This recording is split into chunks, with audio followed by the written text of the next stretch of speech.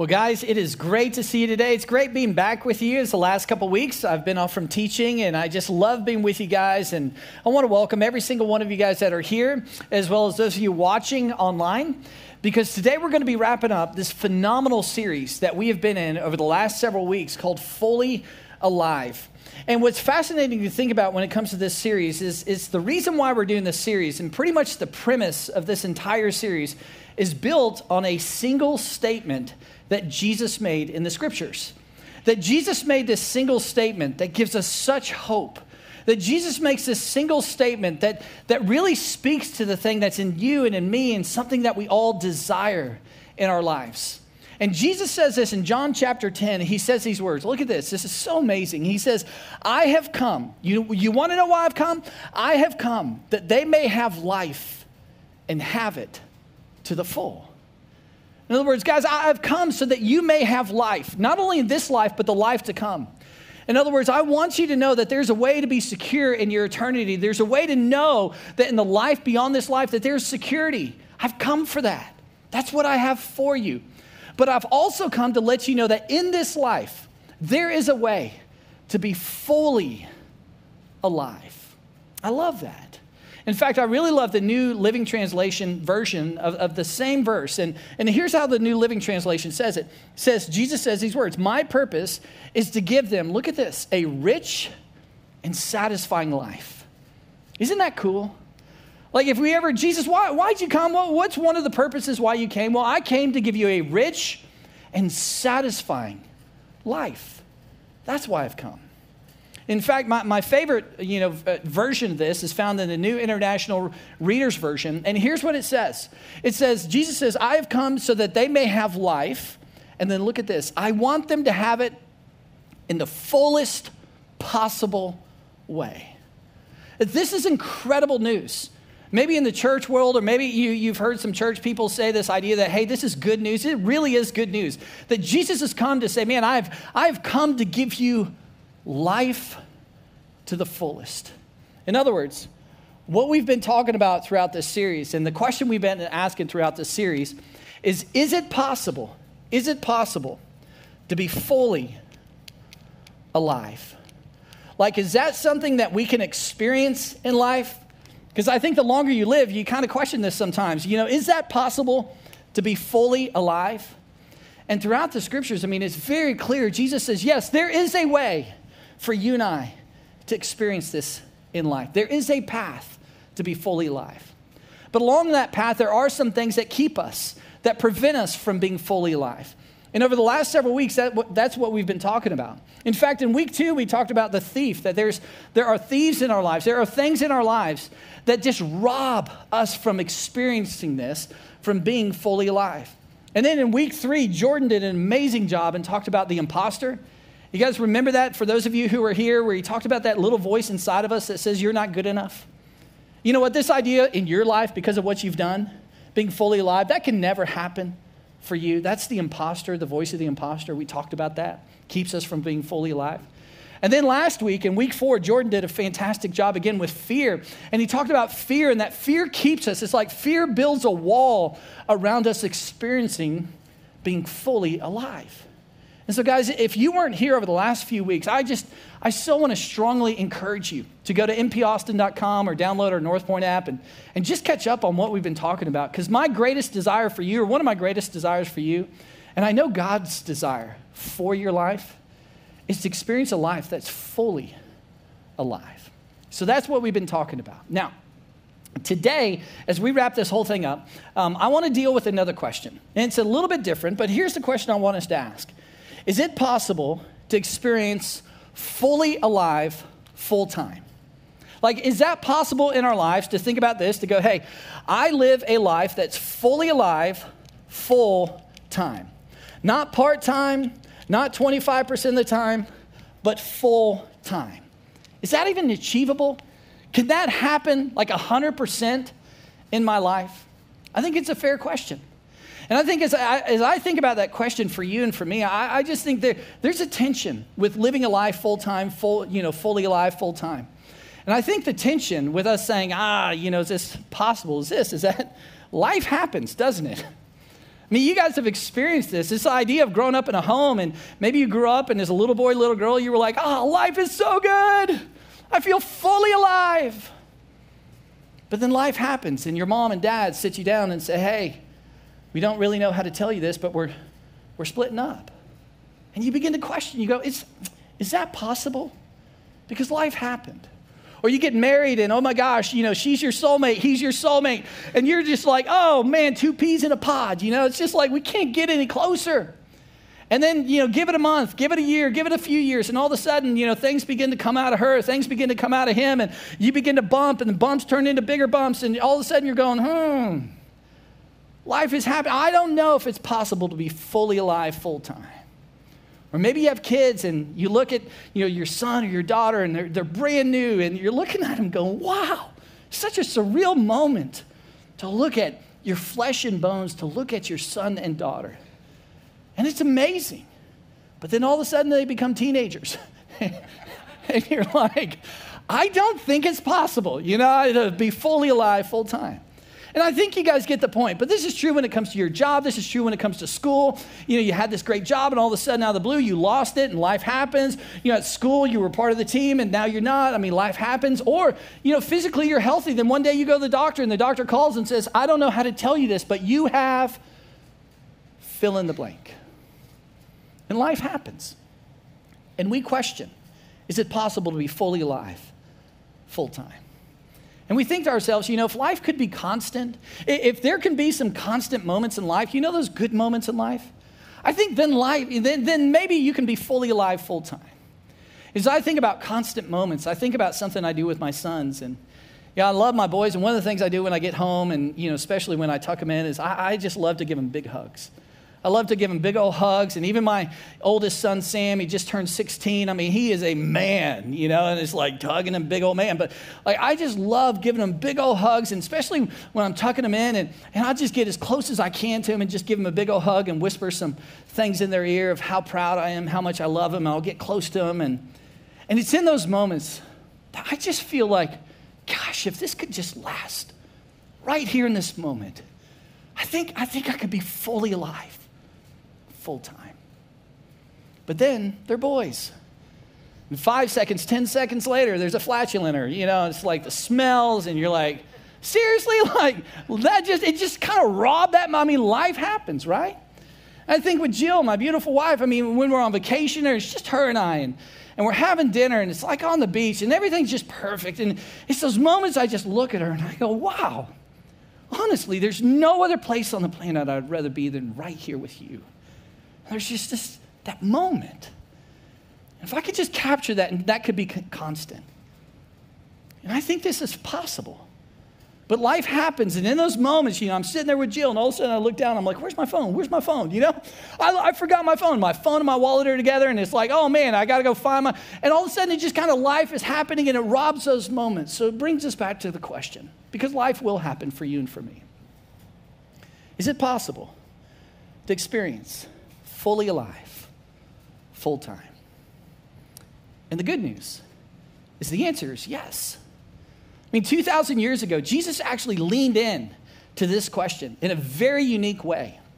And 2,000 years ago, Jesus speaks to this. And in fact, in the moment he was speaking to this he was speaking to his guys, his closest guys, like his 12 disciples. There's Matthew and James, and they're all there. And he's sitting there in a room with his disciples, his closest followers. And it's about 24 hours before Jesus is about to be arrested, spit upon, punched, stripped naked, and tortured in the most horrendous ways and hung on a Roman cross. 24 hours before all those activities are about to happen. He knows he's about to leave. He knows what's about to happen. He looks into the eyes of his guys, and he speaks into the question we're asking today. And here's how he answers it. He says these words. He starts in John 15. He says to them and to us today, he says, I am the true vine, and my Father is the gardener. Now, you may read this, and you may go, what? How does that have anything to do with this, Jesus? Like vines and gardening? Like, what in the world are you talking about? And today I get it. 2,000 years later, you and I are sitting here, and we're just kind of going, yeah, that makes little to no sense, Jesus. But I'm telling you, if you were in that room with him, you would know how profound of a statement Jesus made. You would know how big it is what Jesus said. Because as a good Jewish, boy or a good Jewish girl, you would understand that anytime a rabbi, a religious teacher, mentioned the word vine, there was such, imagery to that word. It was so rich because every Jewish person understood that the vine represented the people of, or the nation of Israel. Every Jewish individual understood that the people of Israel, would be represented by this vine and their connection with God. And every time vine was mentioned by a religious leader, it was also, or written in the Old Testament, there was also this negative connotation connected with the idea of vine. Because every time you read it throughout the Old Testament, the nation of Israel, the people of Israel, they're the vine, but it also had this thing with it to go, and they kept falling short. That the vine, the people, the nation of Israel, they kept attempting to have peace with God. They kept attempting to produce fruit in their life. They kept attempting to, do the right thing and work harder and keep going and achieve more and check all the boxes that God wanted them to check. But they kept falling short over and over and over. And regardless of how much they tried, there was failure in their lives. As I thought about that this week, I thought, man, I don't know about you, but for me, that describes a lot of things that happened in my life. I think about my life and how hard I try in my marriage, or how hard I try in my personal life and personal character, or how hard I try with our boys, or how hard I try at work. And, whatever it is, it's, I keep trying and working and working and working and trying to achieve and trying to climb. And then something shows up. I just mess up again. I say something, I do something, and it feels like I slide back. And it feels like I fall short. And perhaps you can relate with that. This week I was thinking about this, and it just brought this image of an escalator in my mind. And it's this image of this massive escalator with, at the very top, there's something that we all want in life. There's something so much better at the top of this. But the escalator, it's going at a rate, and it's coming down towards us. And the stairs are coming at such a pace that we've really never seen before. And in life, we try to climb this escalator. And we try to work as hard as we can, and we try to do as much as we can, and we try to, God, I'm going to check all the boxes, I'm going to be obedient, I'm going to serve, I'm going to do all these things. And we try, and maybe we get about 25% of the way up. Maybe if you're really good, you get about 50% of the way up. And maybe if you're the elite of the elite of the elite, the best of the best, you can get about 75% of the way up the escalator. But the further you go up, the faster it goes. And eventually, we're exhausted. Eventually, we feel like, I am done. I am giving up. And we stop. And it just brings us all the way back to the bottom. And Jesus recognizes us. And Jesus knew that was the story of the people of Israel. And Jesus leans into this judgment. Jesus leans into this imagery and this negative image. And he says this. He says, I am the true vine. In other words, I am able to do what you cannot do. I am able to be what you cannot be. I can make it up that escalator. In fact, I can make it up, and I've been at the top. I've experienced that. I've tasted that. I've seen that, and I want you to come with me. And yes, I see your failure, but I got you. I am the true vine. Yes, I see you're not able to achieve in the way you want to achieve, but I got you. And yes, I see your shortcomings, but I got you, kiddo. And when we come to Jesus Christ and we say, I believe that you are the true vine, that you are the unique Son of God, I am taking a step, I am putting my trust, I'm putting my confidence that you are the true vine. Do you know what that's like? It's almost like the escalator is reversed. And it's almost like Jesus is inviting us just to take the first step, and the escalator, instead of coming down, now it's going up. And when we take a step on that first step and say, yes, Jesus, I trust you. You're the unique Son of God, that you could do what I could never do. You could live a perfect life so you could be a perfect sacrifice and satisfy the perfect judgment of God for my sin. And you could take me to places I could never be on my own. When we take that step, he carries us. He provides a path to experience something perhaps we've never experienced in our life, to live fully alive, full time. And that's the imagery. That's what Jesus is starting with, that I am the true vine. Come to me, and I'll lead you to a greater place. And then he continues And he says something at first, it's a little bit confusing, and you're like, this doesn't make a lot of sense. But he says, I'll explain this. But he says, he cuts off, meaning he, God, the gardener, cuts off every branch in me that bears no fruit. Now, you read this, and initially you're like, okay, you just said you're the true vine, that you'll do things I could never do, be things I could never be, that you got me in my failures, you got me in my shortcomings. In other words, that you love me unconditionally. There's no doubt about it. But now you're telling me if I don't produce fruit in my life, you're going to cut me off? Like, that makes no sense. So, like, Jesus, what are you saying? And what's really important is when you read this in the Greek, which is so important, but when you read this in the Greek, there's another way to think about this. And I would actually disagree with this interpretation. Because in the Greek, the word cut off is airo, and it literally means to lift up. So it has a double meaning. It can mean cut off or it can mean lift up. And when you think about the life of Jesus, just think about his life for a second. Think about him coming into this broken world. And think about a characteristic of Jesus that you saw over and over and over and over. What was it? Wasn't he constantly lifting up?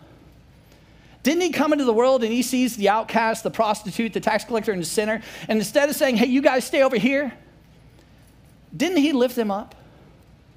Wasn't he consistently going to the sick and lifting them up, going to the blind and lifting them up, allowing them to see?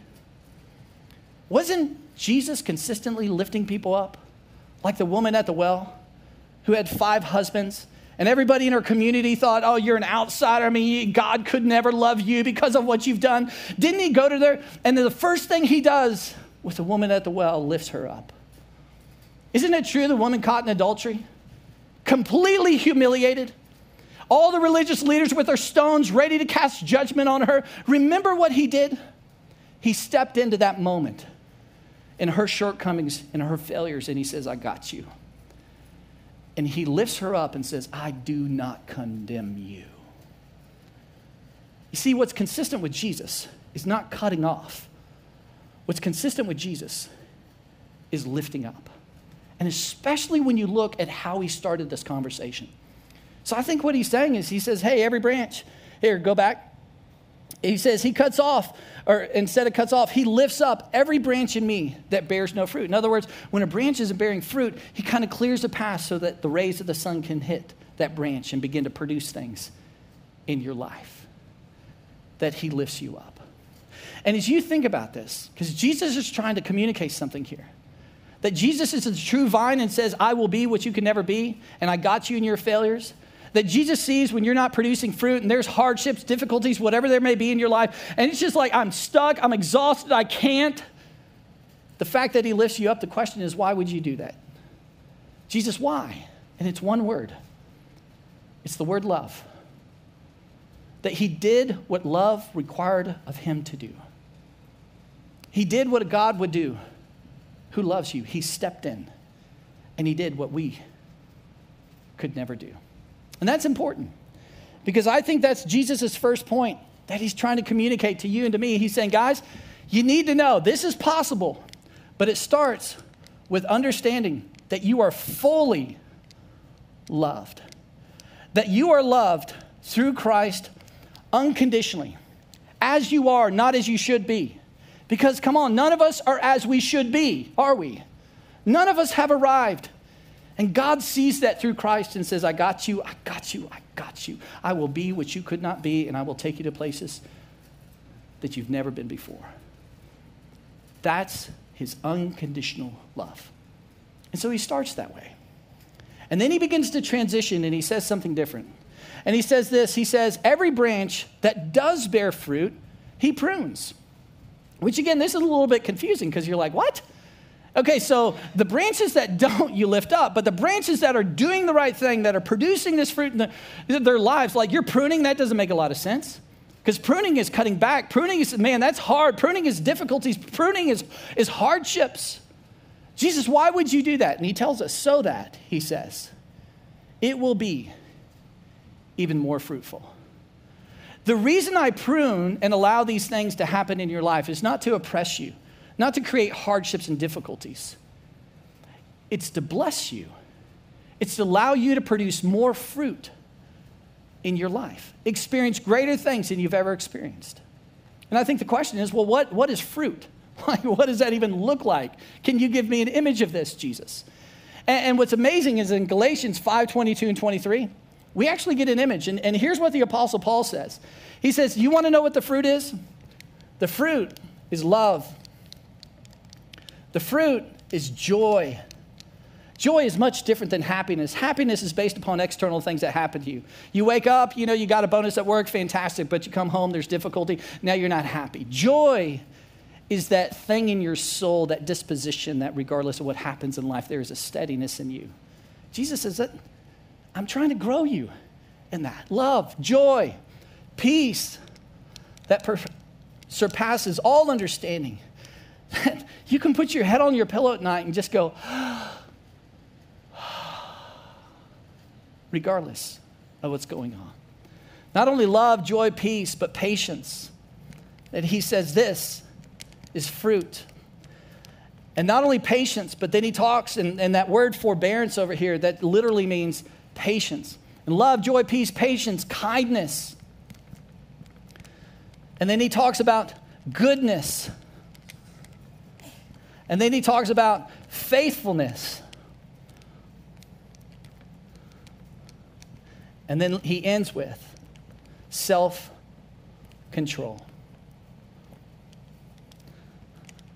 And this is what he says that I want to produce more of in your life. And see, I think there's a reason behind that because, come on, when you see this list, which is this is a lot of stuff, right? I don't think there's a single person starting with me that looks at this list and goes, love, joy, peace, patience, kindness, goodness, faithfulness, gentleness, self-control. I'm killing it. I am just killing it. I have no room for improvement because this is me, right? And I think we all get that. Just think about your relationships, your marriage, what you see in the mirror, what you do when nobody knows. I think we know this. And Jesus knows it too. And he loves you and he can be trusted. And so he allows pruning in our lives. And see, this is so important. Just to pause a second, just understand this. See, somewhere along the line in Christian history, this idea started to come into the picture of Christianity to say, hey, become a Christian today and your life is going to be great. Become a Christian today and you're going to win the lottery. Like you're going to make more money than you've ever made. You're going to get a house that you've never lived in. You're going to get the cars of your dreams. Your relationships are going to be flawless. Your kids are going to be perfect. Your health is going to be awesome.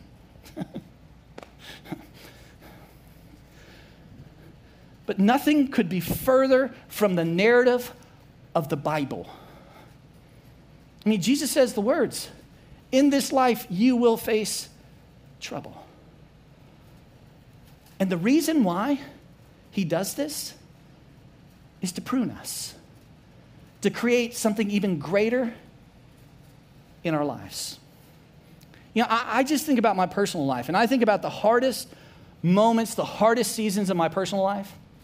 I think there's several. I think about the hardest moment in my life, the hardest season of my life is when my mom passed away from cancer. And over about a 12-month period, I watched her whole body wither away, and I watched her die before my very eyes in the worst way that she feared. She told me this is the way I would never want to die, and that's exactly the way she died. And I watched it. One of the hardest seasons of my life. I think another hard season is right after my mom passed away, my dad walked away. Walked away from my sister and I thought to myself, okay, here, one day I have parents. One day I can call them and celebrate life with them and ask them for wisdom and advice. And the very next day they're gone. Who do I call now? Who do I celebrate with now? It's my mom. That's my dad. It's gone.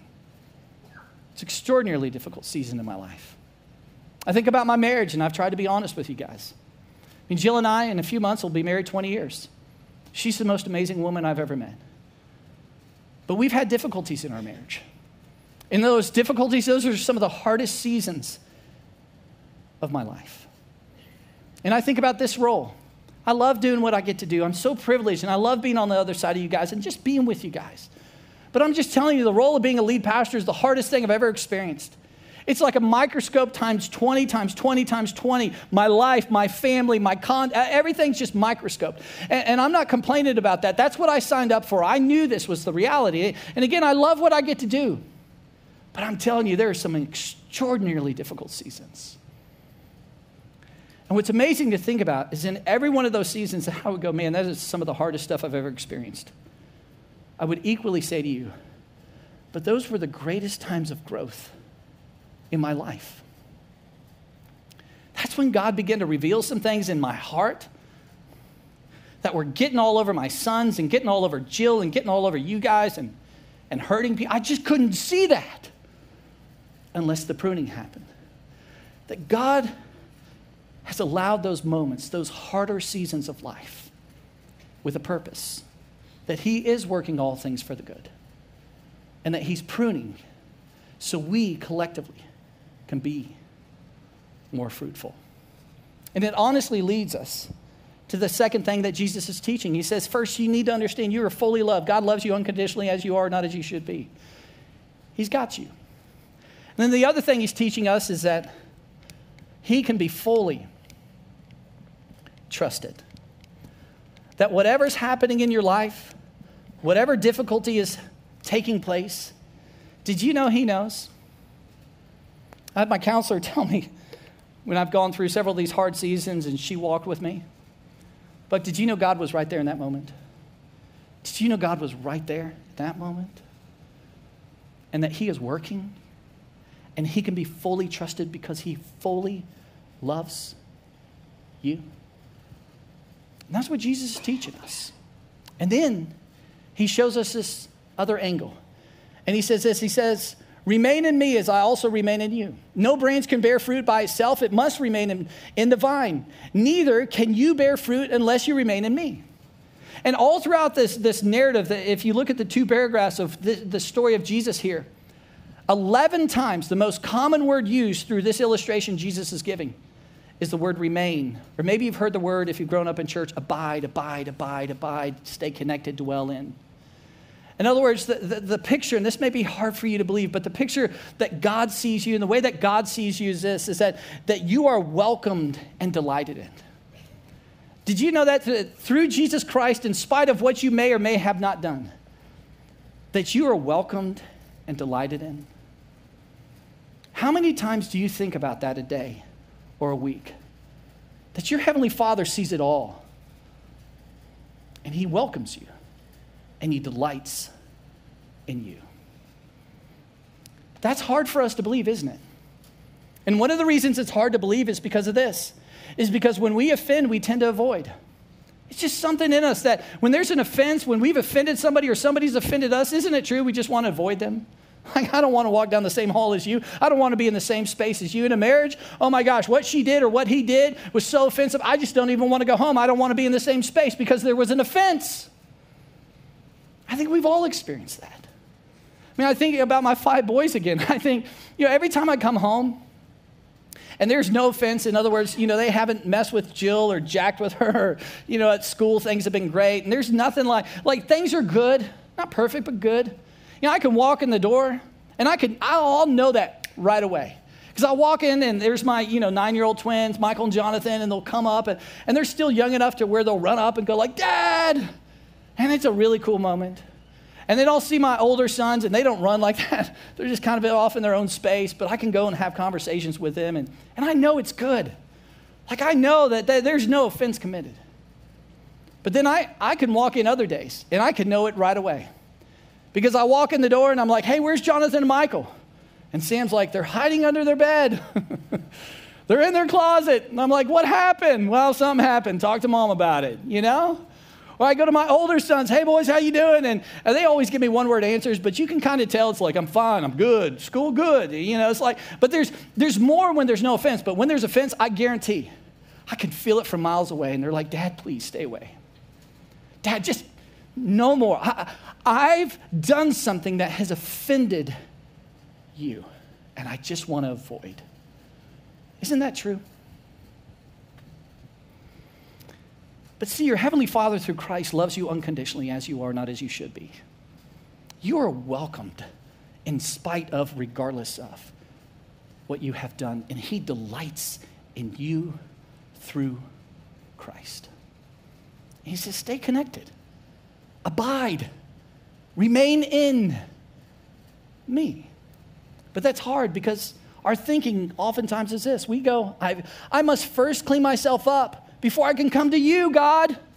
before I can come to church, before I can get involved, before I got to clean myself up. And Jesus would say the exact opposite. He would say, no, first come to me so I can clean you up. I see what you've done, but I got you. I am the true vine, and I do love you unconditionally. Isn't that the definition of true love? That I not only see your good, because we can all see people's good on social media, but I equally see all of your bad. And I come to the conclusion that I love you, and I see it all. That's God, through Christ. He sees it all. And he says, remain in me. Which is really the third thing Jesus is trying to communicate. That he says, first, you need to understand that you are loved unconditionally, fully loved. Second, you need to understand that I can be fully trusted. When things are going south or it seems like life is hard, I'm there in those moments. And then, you need to know you can stay fully connected. Because it reminds you that you're fully loved and I can be fully trusted in spite of what's happening. And the reason why we can remain fully connected is because he tells us as he wraps it up. He says, I am the vine, you are the branches. And look at this. If you remain in me and I in you, you will bear much fruit. You can experience fully alive, full time through me. But then he says this, apart from me, you can do nothing. And I thought about that this week and I cut this branch off. And this branch comes from a peach tree. Look at this thing. It looks pretty pathetic, doesn't it? Poor little guy. And this comes from a peach tree. Now imagine this. This is a picture he's trying to paint for us.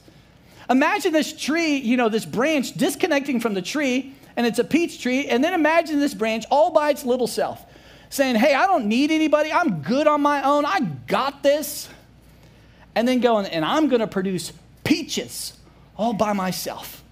And I'm going to work hard, and I'm going to do all the right things, and I'm going to check all the boxes, and I'm going to, pursue and do. And I'm going to produce fruit and peaches. I think we would all look at that. And this is so simple, but I think it just makes the point to go like, that's crazy to try to be fully alive full time on your own. Because none of us can do that. Apart from me, you can do nothing, Jesus says. But when you connect to the tree, when you connect to the vine, when you abide in me, that's how you can begin to experience fully alive, full time. So Jesus paints this picture. And he says, is it possible? He says, yes. If you were to think of this kind of like a funnel, to say, first, you've got to understand that you are fully loved, that I am the true vine. I can do what you could never do. I will be what you could never be. To lead you to even a greater place. And I love you unconditionally. I got you. Then to know that, yes, I will prune. There will be hardships and difficulties in your life. Yes. But I love you. And I'm doing this to bless you, to allow you to experience something even greater. And to know that, you got to stay fully connected with me. So the question is this. As we think about fully connected, dwelling, abide, is this. Is what things in your life stir your affection and connection with Jesus? For real, honestly, think about this. In your life, what things just stir this all up for you? What things connect? What things do you do in life that, man, Buck, when I do this, it just stirs these truths. It connects me to who Jesus is and what he claimed. What are those things for you? This week as I was thinking about it, for me, I think there are a few things. One of those things is, I get up early. And this is me, so don't take this as this list means you should do this. I'm just talking about me. For me, when I get up early, it's difficult, but this is a time when the boys are still sleeping. There's a quietness. There's this solitude that I can think and process. And it feels like it's a time my affections and connection for Jesus are most prone. And then what I do, one of the things I do is I actually read the Bible in the mornings, and this just kind of works for me. And when I say read the Bible, please don't take that too far. It's pretty simple. The things I do, I just read until I bump into something. That's really it. I just, open the letter of John about the life of Jesus. I just begin to read. And as I'm reading, I'm like, if it may be a half a verse, it may be a full verse, it may be 5 verses, I don't know. It may be several chapters. I just read until I bump into something and go, oh, wow. It's almost like, God, you had that for me today. It's almost like you wanted to meet me, connect with me, and prepare me for what you had and what I will run into. Wow, I just didn't know that. Just didn't see it from that perspective. Something else I do just to stay connected is pray. And this is just a simple concept. Oftentimes this can be so intimidating, but it's just the idea. Pull up a chair, look at the chair and say, hey, imagine your perfect Heavenly Father sitting there and just have a conversation with him. Just talk with him. God, hey, today is starting it off, and man, I'm so nervous about this. God, here's what's going on in my marriage. God, here's what's going on in my life. Just have a conversation and invite him into that. What I love to do beyond this is, I love to read books. That's just me. And I'm telling you, when I read books, it stirs something inside of me, these new concepts, these new ideas, and it brings me closer, it connects me. The other thing I love to do is listen to podcasts. I listen to all kinds of podcasts, people who are followers of Christ and people who would say, I'm completely against that. I love to hear these perspectives. And as I listen to the heart, as I listen to human nature, as I listen to these things, oftentimes, man, that just stirs something inside of me and my affection and connection with God. I think another thing for me is just best friends. Not just good friends, but I would say best friends. People I can have a level 10 conversation and just go, here's who I am. Here's who I am. Here's what I'm thinking. Here's what's going on. Here's what I consider doing. And those people who just listen and can be in that space with me, just telling you, stirs my affection and connection. I could keep going and going, but one more is just this concept and just being still. This is the idea that, today as I've grown a little bit and God's allowed in his grace some, things to happen in my life and some self-awareness. Today prayer for me is way more about listening than talking. Prayer for me is way more about, maybe you hear this concept of like meditating. It's very similar. It's this idea that I just open my palms and sit there and just say, God, whatever you have for me today, would you just let me know? Or God, here's what's going on in my life, and my palms are just open. I'll sit there for 5 minutes, sometimes 10 minutes, 15, and just sit there and just wait on him. And I'm telling you, some days, like, there's nothing. And I'm like, okay, I just sat here 5, but I sat there with my Heavenly Father, and he sat there with me. And it stirs my affections and my connection with Jesus Christ. Other days, he gives me things, and I'm like, that is the craziest thing. Because a few hours later, he prepared me for something that he knew was coming. For you. What does this look like for you?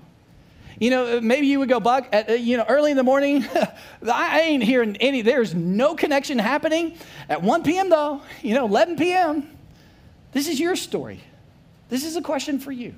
Maybe for you, it's art. Maybe for you, it's nature. Maybe for you, it's taking a walk. Maybe for you, it's running. I've got a friend who tells me all the time, man, my affections for Christ, man, it's just stirred when I run, but when I don't, I just feel this distance from him. So he runs. Whatever that is, I think you owe it to yourself to answer this. And then I think we got to ask ourselves this question. What things in your life are robbing your affection and connection with Jesus? Real quickly, as I think about this, I think about some TV shows and some movies. I'm not against, you cannot watch. That's not what I'm saying. I'm just saying there are some TV shows and movies that kind of desensitize my heart towards the things that break the heart of God. And I'm way more susceptible to be desensitized and to disconnect from God when I watch certain things. For me, it could be sports. I love sports. And I'm very saddened that Conor McGregor lost last night. For me personally, right? But my disposition, I could connect to that. And man, I could get so involved and oh my gosh. And I could get to the point that my affections and connections are so with sport that a 22-year-old boy can drop a ball and all of a sudden I treat Jill differently, I treat my boys differently, I treat people around me differently because I'm all wrapped up in that. That's in me, guys. I got to be careful because it robs my affections and connections with Jesus. How about for you? What's robbing you? of experiencing what God has for you. The question we started with is this: is it possible to experience fully alive full time? Jesus would answer that question with absolutely, guys. Absolutely. In fact, I love the way he summarizes it here. He says, I am the vine, you are the branches. If you remain in me and I in you, you will bear, here it is, much fruit. Apart from me, you can do nothing.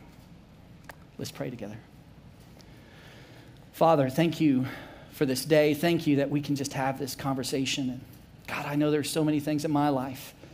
And I would imagine there are a lot of things in all of our lives that just kind of stirs up and brings before us. And so I just really do pray for every single one of us here online that you just meet us. Open our eyes to the way that you love us. Open our eyes to that you can be trusted. And would you show us ways that we can stay connected to you? God, thank you for this day. In Jesus' name, amen. Guys, thanks so much for being here. I'll see you next week.